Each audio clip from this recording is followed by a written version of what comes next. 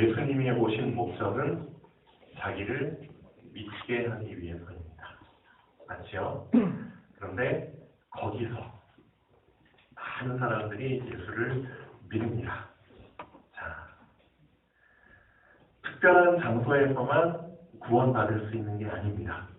하나님의 시간표가 맞다면 어디서든 장소 불문하고, 그렇죠? 시간 불문하고 예수님을 믿을 수 있습니다. 그리고 지금 이 자리에서도 예수님을 영접할 수 있습니다. 맞지요? 오늘 우리 오신 우리 선생님께 감사드립니다. 벌써 우리 작년인가요? 작년 랩런트 데이 때 우리 꼬마들 보고 오늘 처음 보네요. 너무 감사합니다. 네. 그래서 지금 이 시간, 이 장소가 또 예수를 믿는 구원의 장소가 되면은 좋겠습니다. 예, 그런 간절한 마음으로 말씀을 듣는다면 언제든 구원의 놀라운 역사는 일어날 줄 믿습니다. 자, 아까 우리 충룡희 선생님이 랩런트 예배 때 이런 예를 좀 들었죠. 자, 문에 대한 얘기를 했습니다. 문. 저번 주 설교 말씀에서 나는 양의 목자라, 그리고 나는 양의 문이라. 예수님께서 본인을 목자로도 표현하셨고, 목자, 셰퍼드, 또는 문, 또는 게이트라고 표현을 하셨습니다. 그런데 자, 문이라고 표현하신 이유는 이 문을 통해서만 구원을 얻을 수 있기 때문이죠. 문을 통하지 않으면 절대 구원은 국물도 없다. 그런 뜻입니다. 문을 통해 들어가야지만 구원을 받을 수 있다는 겁니다. 자, 저는 또 이제 아까 충룡 선생님이 하는 말씀 통해서 이런 생각도 좀 해봤습니다. 그래, 문은 또 어떻게 보면은 문제를 문으로 비유할 수도 있겠구나. 문제가 곧 문이라는 거죠. 자, 여기 문이 있는데요. 근데 아직 문은 있는데 뭐가 없죠? 문이 없네. 문이 있는데 문이 없네. 닫혀있는 문. 자, 문 바로 앞에 있으면은, 제가 보지 못했는데, 문이 있다고 치고요. 문 바로 앞에 있으면은 문이 안 보이죠. 그렇죠? 네, 문에서 어느 정도 떨어져 있어야지, 이게 문이구나, 라는 걸 보이게 되죠. 똑같습니다. 우리가 문제에 직면했을 때, 문제에 너무나 가까이 가게 되면, 즉, 문제에 완전히 빠져버리게 되잖아요. 그러면 문제 자체를 보지 못하게 되죠. 그래서 문제가 왔을 때 정말 지혜로운 사람, 또 산전수전 다 겪은 사람은 문제가 왔을 때 우선 뒤로 발을 뺍니다. 어느 정도 발을 뺍니다. 그러면 내가 문제를 피하는 것처럼 보이고 문제가 더 해결 안 되는 것처럼 보이지만 그 사람은 문제를 볼 수 있는 눈이 열리는 거죠. 문제의 크기와 문제의 형태, 그런 것들이 이제는 한눈에 보이기 시작합니다. 그리고 나서 이 문제가 이러이러한 성질의 문제구나. 그게 완전히 딱 보였을 때 다시 이제는 그 마음을 가지고 그 눈을 가지고 문제를 해결하기 위해서 문에 다가가죠. 그리고 나서 그 사람은 실제 그 문제를 해결하기 시작합니다. 해결한다는 뜻은 그 문을 열었다는 뜻이죠. 맞죠? 그럼 열고 들어갈 수 있다는 거죠. 근데 문제를 해결 못했다는 것은 문을 열지 못했다는 겁니다. 그래서 어떻게 보면은 문제는 곧 문과 같다. 내가 문제를 해결했다는 것은 문을 열었다는 거죠. 오픈. 그렇죠? 그런데 내가 문제를 해결 못했다는 것은 문이 클로즈, 닫힌 상태로 있다는 거죠. 하나님께서는 우리에게 문제를 주시는데 어떻게 보면 이 문제는 곧 기회라는 거죠. 그래서 문을 연 자는 실제 그 문을 열고 들어가서 기회를 그렇죠. 잡을 수 있다는 거죠. 문을 열지 못하면은 문 안에 있는 것들을 보지도 못하고 잡을 수도 없죠. 들어갈 수도 없죠. 그래서 문제라는 거를 어떻게 보면 이제 좀 다른 관점으로 생각을 하면 좋겠다. 문제라고 해가지고 다 그냥 어렵다. 아유 피해야 돼. 난 싫어. 그렇게 생각하는 게 아니라 오히려 기회구나. 문이구나. 내가 더 성장할 수 있는 그렇죠? 나를 더 성장시키는 나에게 뭔가 더 큰 걸 주시고자 하는 뭔가가 뒤에 숨겨져 있는 문과 같구나. 그렇다면 나는 그 문을 우선은 문이 어디 있는지는 알아야겠죠. 그 다음에 그 문이 얼마나 큰지, 어떤 형태인지, 어떻게 하면 열 수 있는지 그런 부분들은 연구를 하는 겁니다. 기도를 통해서. 그리고 나서 실제 도전하는 거죠. 문을 열 수 있도록. 실제 그 문을 연 사람은 기회를 소유하게 됩니다. 그래서 문제는 곧 기회다. 문제는 나에게 문과 같다. 그 문을 못 열면 계속 해결되지 않은 상태로 있고 문을 열어버리면 문 안에 감춰진 하나님의 응답과 기회들을 내가 정복할 수 있다는 거죠. 소유할 수 있다는 거죠. 그래서 하나님께서는 참 절묘하시고 재밌는 분 같으세요. 그렇죠. 나의 생각, 나의 관점을 조금만 바꿔도 모든 것들이 다 나에게 응답으로 생각이 되어질 수 있겠죠. 생각 조금만 바꾸면 모든 게 다 나에게 주신 응답인데 근데 그 생각을 안 바꾸니까 그렇죠. 계속 문제가 문제로만 보이는 거겠죠. 제가 주일 예배 때마다 강조하는 게 있습니다. 예수님께서는 3년 반 동안 그렇죠? 공적인 생애를 살면서 우리에게 생각의 치유를 목적으로 말씀을 계속 전해주셨습니다. 우리의 생각을 그렇죠? 이 생각을 어떻게 바꾸라? 문제가 아니라 곧 문이구나. 기회구나. 이 생각으로 바꿔주시기 위해서 참 많은 말씀을 주셨고 그 다음에 참 많은 기적과 이적을 우리에게 보여주셨습니다. 자, 서론 한번 보시죠. 예수님과 나 사이에 생명적인 관계가 먼저 형성이 되어야만 합니다. 그게 순서라고 했습니다. 생명적인 관계. 생명적인 관계가 형성된 사람은 그 다음에 헌신을 할 수 있는데 생명적인 헌신, 생명을 건 헌신, 생명 사이의 헌신의 시간표를 걸어갈 수 있다는 겁니다. 오늘 말씀의 제목이 공과 사를 구분하는데요. 왜 이런 제목을 이렇게 넣게 됐는지는 이따 보시면 알게 되는데요. 물론 1번 보시죠. 수전절에 예수님께서 예루살렘에서 올라가시는데요. 수전절의 의미가 뭔지 좀 알아야 됩니다. 말 그대로 수리한다는 뜻입니다. 수리, fix. 전, 성전, 템플, 홀리 템플. 성전을 수리하는 걸 기념하는 날입니다. 이스라엘의 절기 중에 하나인데요. 옛날에 시리아라는 나라가 이스라엘 근처에 있는데요. 시리아계 헬라인들이 이스라엘에 침략해 들어와가지고 이스라엘에 있는 성전들, 그렇죠? 회당들 안에 우상들을 자꾸만 집어넣으려고 했죠. 우상들 섬기라고. 거룩한 성전에 우상을 막 집어넣어서 우상 섬기라고. 즉 성전을 더럽히기 위해서 그 목적으로 시리아계 헬라인들이 이스라엘 침략해가지고 이런 일을 벌이려고 했죠. 근데 거기에 어떤 사람이 이름이 잘 기억 안 나는데 어떤 사람이 딱 주도해가지고 이걸 지켰어요. 싸워가지고. 그래서 성전에서 모든 우상들을 다 제거해가지고 성전을 깨끗게 하고 회당을 깨끗게 했죠. 우상을 다 치우고 그걸 기념하는 날을 수전절이라고 합니다. 그래서 다른 표현은 빛의 절기라고 합니다. 빛이 회복됐다고 해가지고 수전절.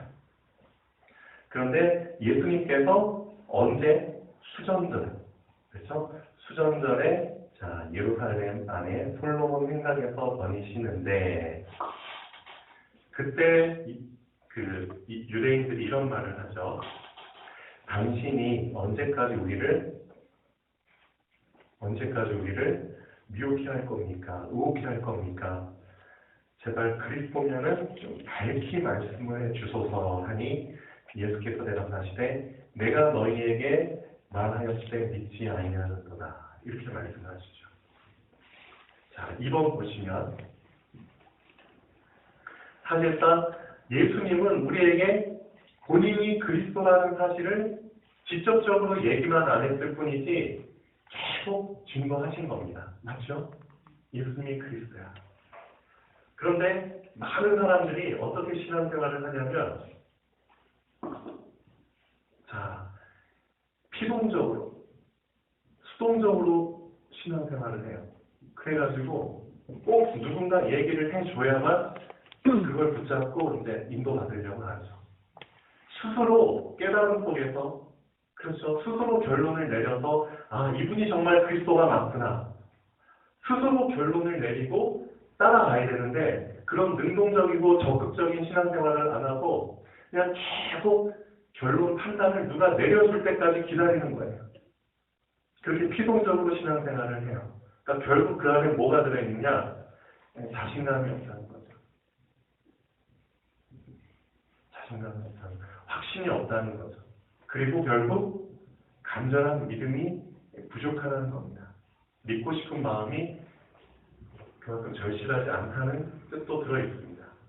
그러니까 결국 이번에 보시면 나에게 맞추지 않고 예수님께 맞추는 것이 신앙생활입니다. 그러니까 왜 이런 말을 했냐면은 내가 언제까지 너희들 수요에 너희들 요구에 맞춰서 대해줘야겠냐 이거죠. 너희들이 정말 만족할 때까지 아 우리 정말 배불러요. 그때까지 내가 계속 증거를 보여주고 얘기를 해줘야지만 너희는 믿겠느냐? 많은 사람들이 그렇게 신앙생활합니다.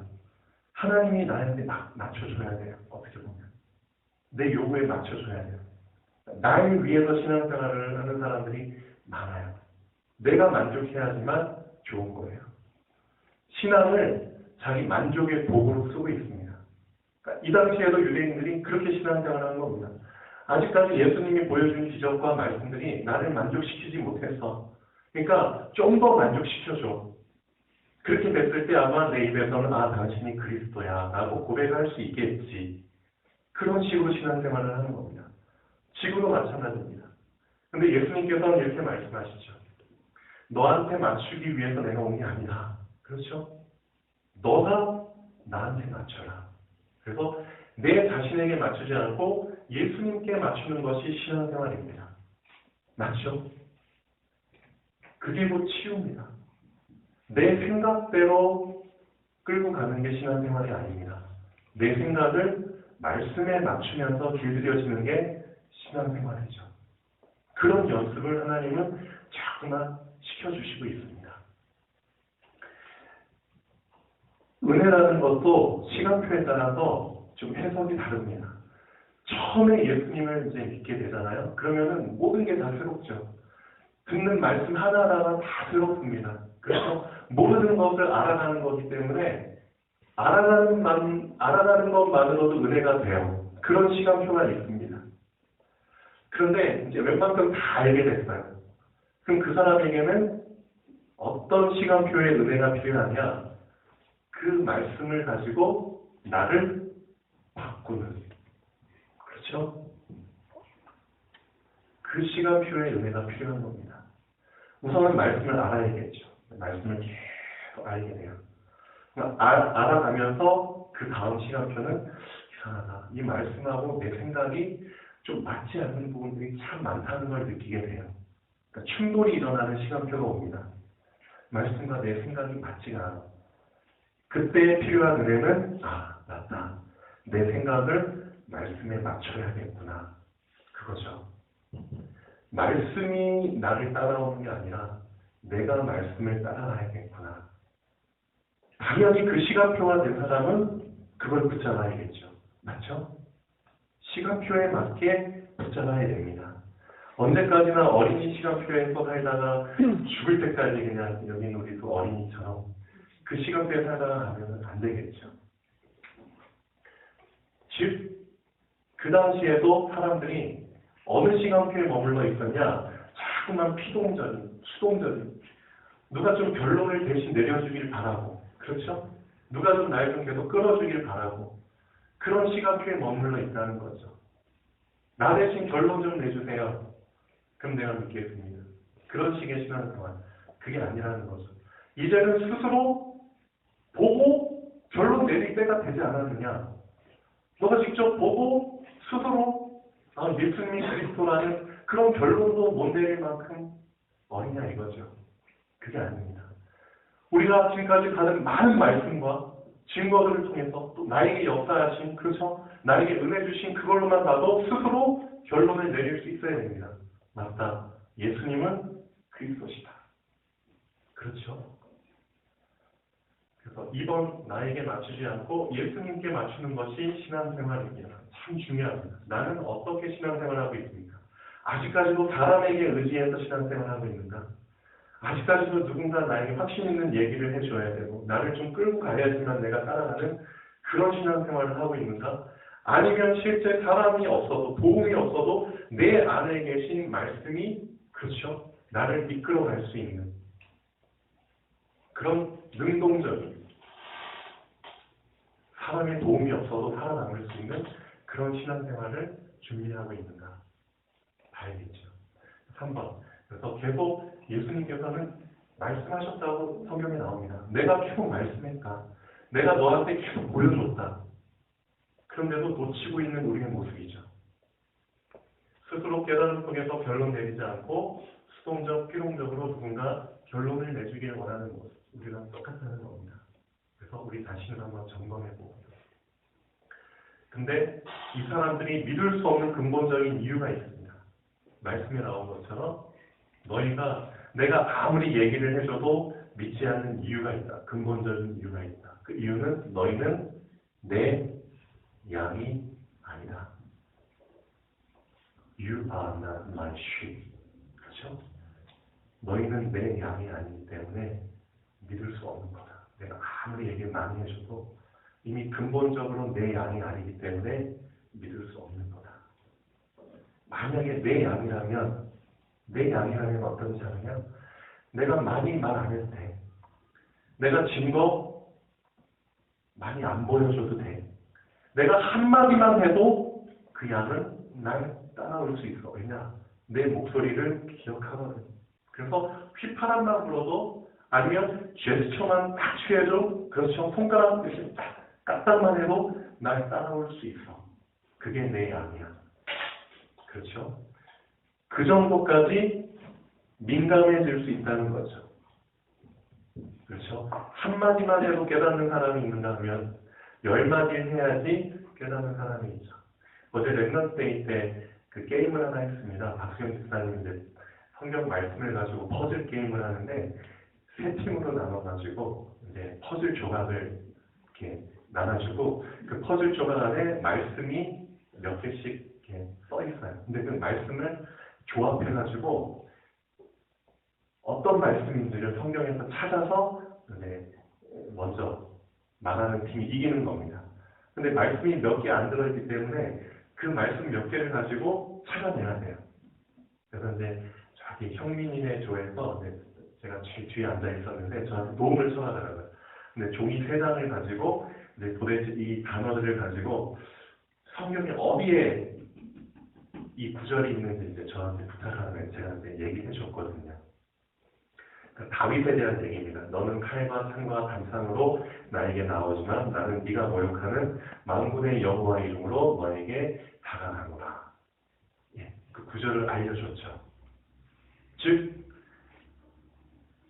예수님께 민감할수록 그렇죠. 예수님께 민감한 사람일수록 단어 하나만 들어도 예수님을 따라올 정도, 예수님께 그렇죠 나아갈 정도, 예수님의 그 의중을 발견할 정도까지 되면 좋겠죠. 그게 부족하다면 단어가 하나 더 필요하고 단어 하나 더 필요하고. 그렇죠. 근데 예수는 그렇게 말씀하십니다.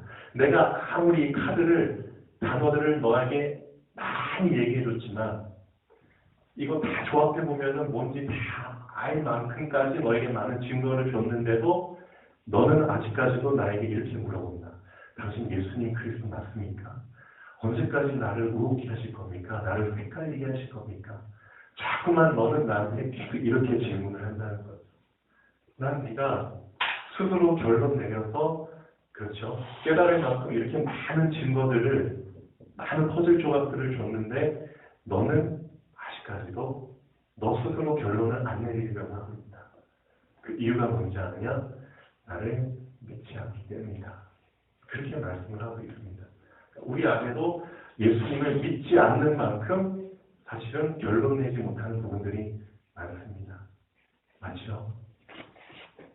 결론을 내리지 못하면은 우리가 인생 살아갈 때 자꾸만 반항하게 됩니다. 그렇죠? 결론을 내린 만큼 그 사람의 인생은 되게 쉽게 수월하게 그렇죠? 시원하게 살 수 있습니다.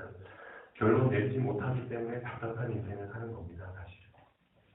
그래서 5번 공과 사를 구분해라. 자, 오늘 말씀의 제목인데요. 너를 더 힘들게 만드는 모습이 이런 거다. 공과 사를 구분 좀 해라. 내가 싫으면 유대인들한테 이렇게 말씀하시죠. 너희들한테 얘기하는 내가 싫으면은 나는 안 믿어도 좋다. 근데 내가 행하는 그 일은 믿어라. 맞죠? 나는 안 믿어도 되는데 나를 통해서 나타나는 역사는 믿어라. 왜 내가 싫다고 내가 행하는 일까지도 안 믿으려고 하느냐. 그런 뜻입니다. 그렇죠? 사람이 싫다고 그 사람의 일까지 부정하는 그게 진짜 복 좁은 인생이죠. 그런 모습을 유대인들이 보이고 있는 겁니다. 얼마나 예수님이 답답했으면 그러셨겠습니까? 어떻게 보면 예수님이 그 사람들의 심보를 알면서도 너무 불쌍하니까 그좀 구원하시려고 이렇게까지 말씀하신 것 같아요. 그래서 6번 보시면 구원을 주시고자 하는 예수님의 간절한 제안이죠. 예수님도 믿고 일도 믿으면 한 번에 동시에 예수님도 붙잡고 그 일도 붙잡으면 진짜 좋죠. 어떻게 보면. 그러니까 양손을 예수님이 다 우리를 구원하시기 위해서 펼쳐주시는 그 두 손을 한꺼번에 다 붙잡으면 진짜 확실한 구원이 되잖아요. 좋은데 그게 싫어? 그러면 한 손이라도 붙잡아라. 양손 다 붙잡기 싫으면 한 손이라도 붙잡아라. 한 손이라도 붙잡게 되면 나중에 알게 된다. 어떤 깨달음이 오느냐? 어떤 깨달음이 오냐면 아버지께서 내 안에 계시고 내가 아버지 안에 있다는 것을 그때는 깨달아 알게 된다. 그러니까 한 손만이라도 좀 붙잡아라. 그 붙잡은 한 손으로 말미암아 나중에 나머지 한 손도 붙잡게 된다. 그때 진짜 너희들이 원하는 그 구원을 얻게 된다는 거죠. 전 이 안에서 얼마나 예수님이 우리에게 그 기회를 더 주시고 싶어 하는지, 얼마나 우리 인간을 사랑하시는지를 참 많이 느꼈습니다. 근데 우리 사람 신고 그렇잖아요. 사람이 싫으면 다 싫죠. 그러면 결국 그 일 속에 감춰진 하나님의 계획, 응답도 다 묻혀버리게 되는 겁니다. 그런 식으로 해가지고 일을 그르친 적이 참 많잖아요. 맞죠? 특히 요즘 정치, 경제, 사회, 뉴스 보면은 그런 일들이 비일비재합니다. 괜히 사람이 싫으니까 그 사람이 하는 일까지도 다 부정해버리죠. 그렇죠? 그래가지고 일을 망친 적이 얼마나 많습니까?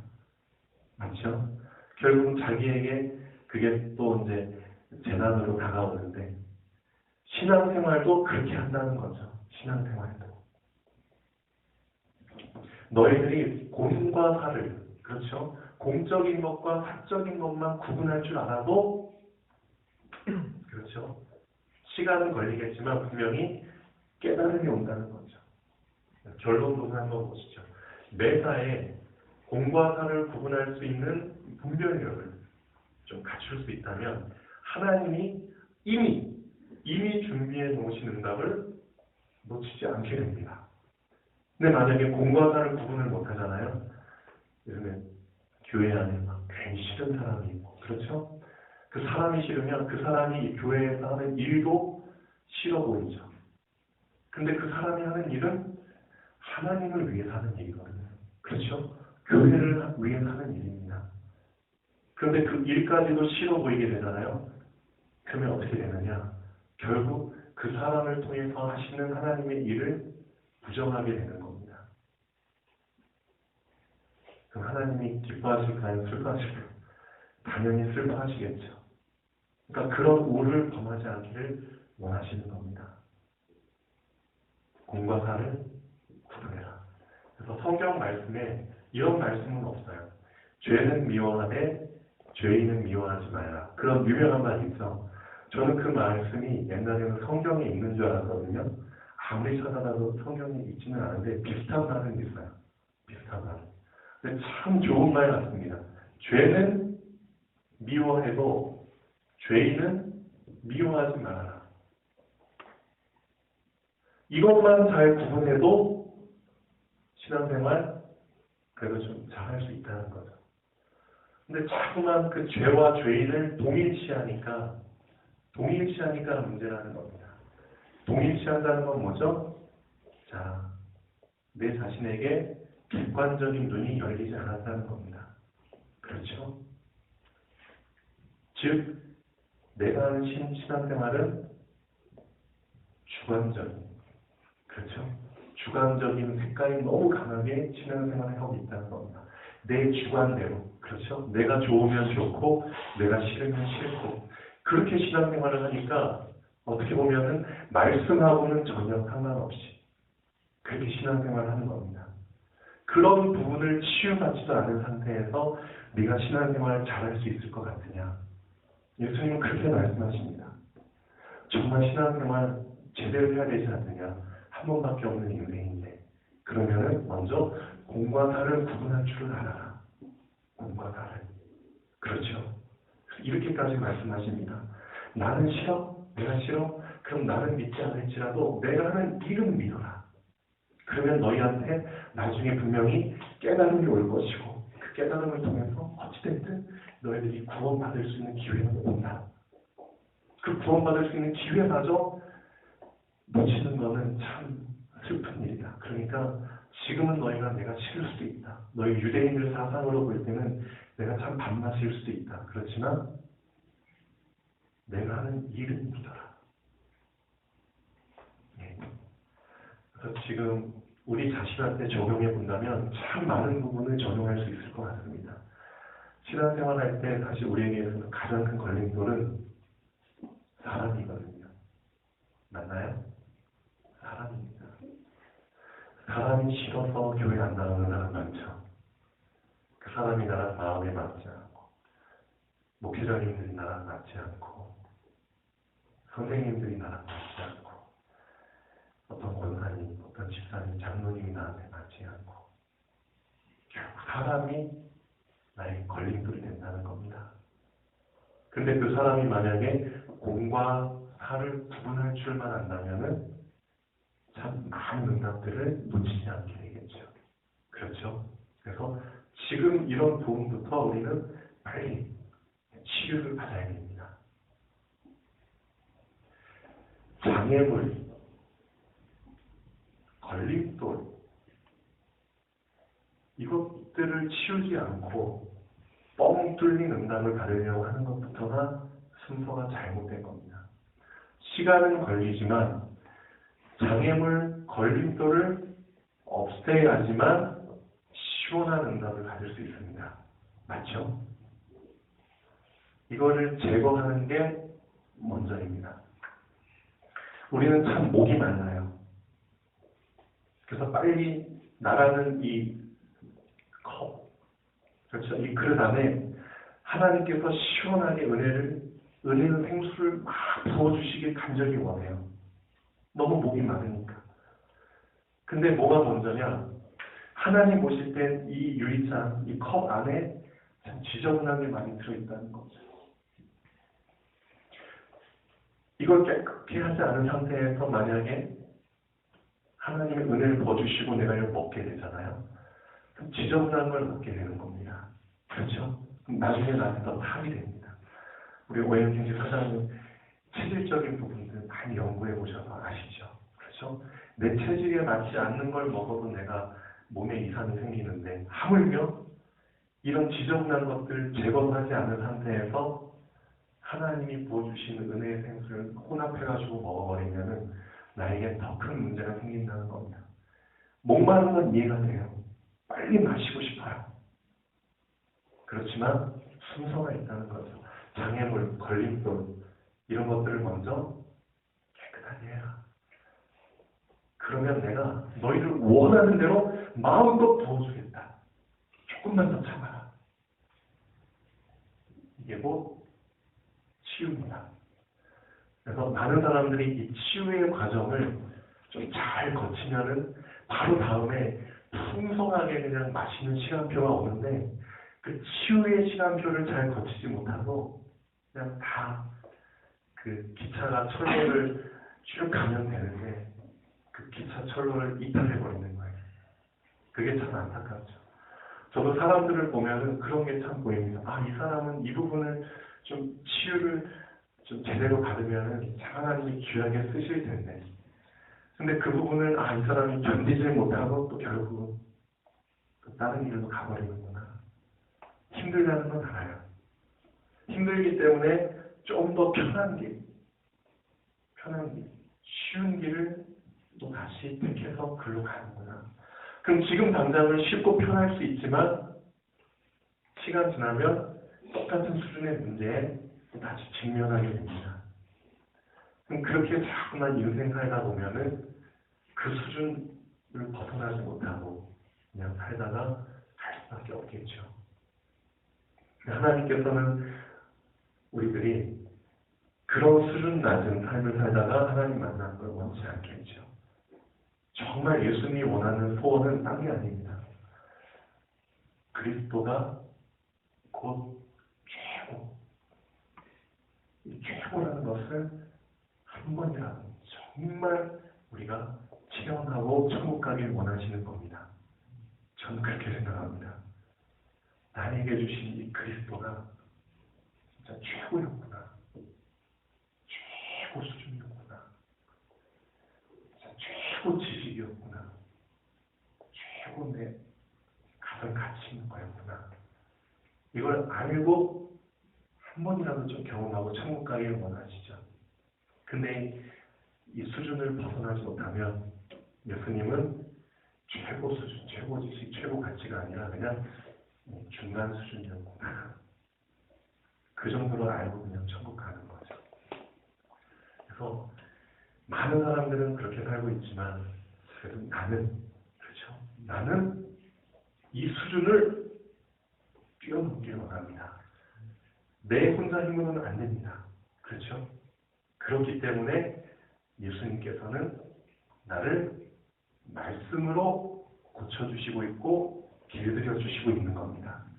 힘들지만 계속 가면 됩니다. 우리 뒤에 호천 성도님도 본인이 지금까지 수십 년 동안 그렇죠. 자기에게 체질이 됐던 그런 거를 한 번에 바꾸는 게 힘들다는 거를 누구보다도 뼈저리게 지금 경험하고 계십니다. 어떨 때는 잘 되지만 또 어떨 때 틀어지면 또 말상 다 도루묵 되는 것처럼 보이고 잘 되고 안 되고의 그 상황을 계속 반복하면서 결국은 어떻게 되느냐, 이 유리컵이 하나씩 깨끗해 된다는 거죠. 진짜 그때까지는 계속 싸우셔야 됩니다. 피하지 말고. 그래서 참 감사합니다. 오늘 말하지 않았는데도 저 뒤에 앉아 계시다. 아주. 그래서 다시 또 시작하시면 됩니다. 다시. 자, 그래서 결론 한번 다시 보겠습니다. 매사에 모든 일에 공과 사를 구분할 수 있는 분별력만 내가 잘 갖출 수만 있어. 그렇죠? 하나님이 그 사람과 그 일 속에 감추어준 응답들을 놓치지 않게 됩니다.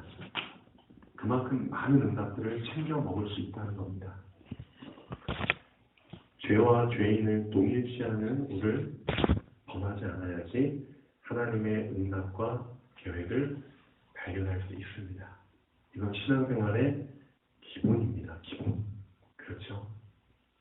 영적인 것과 육적인 것도 구분하지 못한 상태에서 신앙생활을 제대로 한다는 것은 있을 수 없습니다. 그렇죠?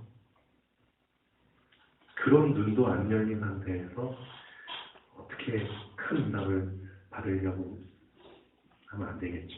오늘 말씀의 제목을 정말 마음속에 keep in mind 꼭 저장하셨으면 좋겠습니다. 공과 사를 구분할 수 있는 눈을 열어주십시오. 그리고 실제 이런 상황들이 나에게 왔을 때 정말 적용하기를 원합니다. 그래서 하나님의 계획과 하나님의 일을 내가 그르치지 않기를 원합니다. 공과 사를 구분하지 못하면 하나님의 일을 내가 그르치게 됩니다. 내가. 그 하나님의 계획에 내가 방해물이 되고 내가 걸림돌이 되게 됩니다. 내가. 그럼 안 되겠죠. 자, 말씀 한 절 읽고 마치겠습니다. 요한복음 10장 37절, 38절 다 같이 읽어보겠습니다. 이 말씀 꼭 기억하시면서 자, 다 같이 읽겠습니다. 만일 내가 내 아버지의 일을 행하지 아니하거든 나를 믿지 말려니와 내가 행하거든 나를 믿지 아니할지라도 그 이름이라. 그러면 너희가 아버지께서 내 안에 계시고 내가 아버지 안에 있음을 깨달아 알리라 하시니. 아멘. 네, 이런 기회를 놓치지 않길 바랍니다. 기도하겠습니다. 살아계신 하나님 아버지,